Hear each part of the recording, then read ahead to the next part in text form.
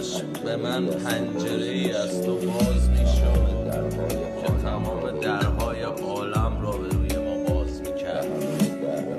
و همه دره ها را بسته. کاش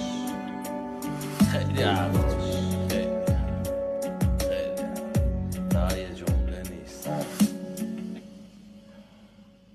هر